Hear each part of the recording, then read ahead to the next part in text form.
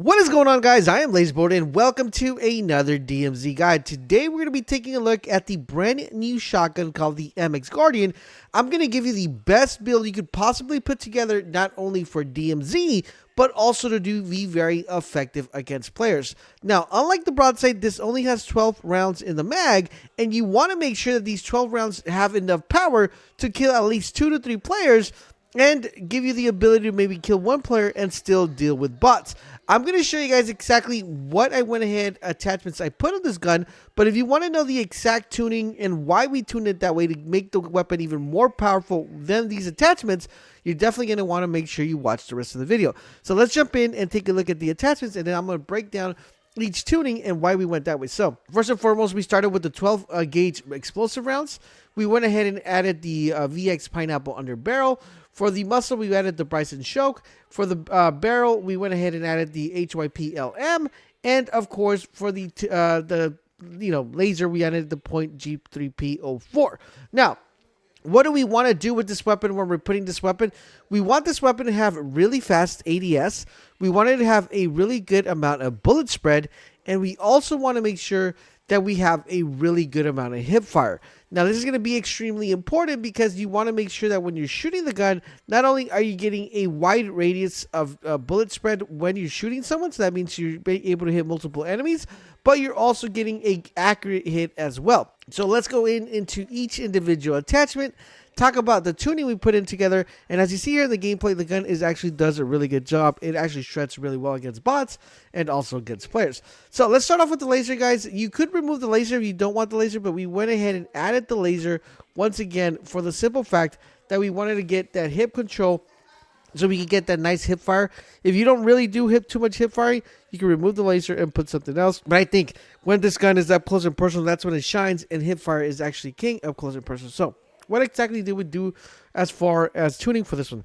For tuning, we went ahead and we put the hip walk speed. We went ahead and reduced that to give us a little bit more recoil and more accuracy control. We put that at a -28. We also went ahead and increased the hip spread, so that means that when we shoot the gun, it's going to have a wider spread within our, kind of like in our shooting cone. It's going to give us a lot to hit multiple enemies with one bullet. For our barrel, we went with the HYPM. The tuning we went with this one is we walk down all the way to the aim walking speed, so we want to make sure that we're walking.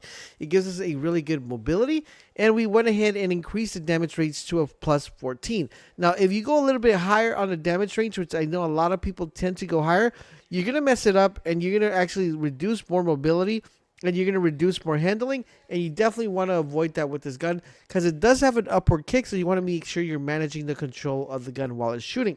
For the muzzle, we went with the Bryson choke. The tuning we went here is we put tighter pellets. So remember, we're increasing the bullet spread, but with this one, we're narrowing it down. So when we shoot the person or when we aim at a person, it actually hits the person, but still has a possibility of hitting other people that are around them. That's why that tight bullet spread is narrowed here when we do it with the muzzle. We went ahead and maximized the damage range, so that's going to give us really good accuracy, and we're going to have really good bullet spread when we have this applied. For the underbarrel, we went ahead with the pineapple.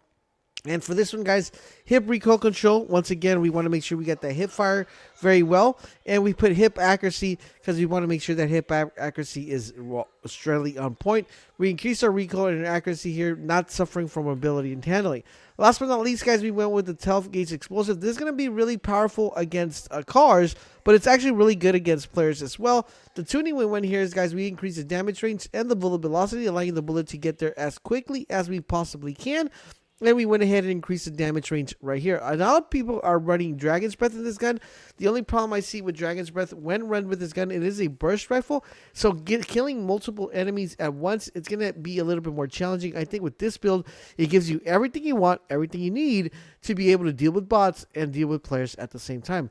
Put this build together. Let me know what you guys think. And I also want to know, would you like to see a versus of the KV Broadside and the MX Guardian? Let me know in the comment section down below. Talking about the KV Broadside, I have a build coming up for you guys, so make sure you guys keep it locked on this channel. If you need help with anything in DMC, make sure you guys keep it locked here. We help every single day on YouTube, Twitch, and Kick. Links are down below. Thank you guys for watching, and I'll catch you guys on the next one.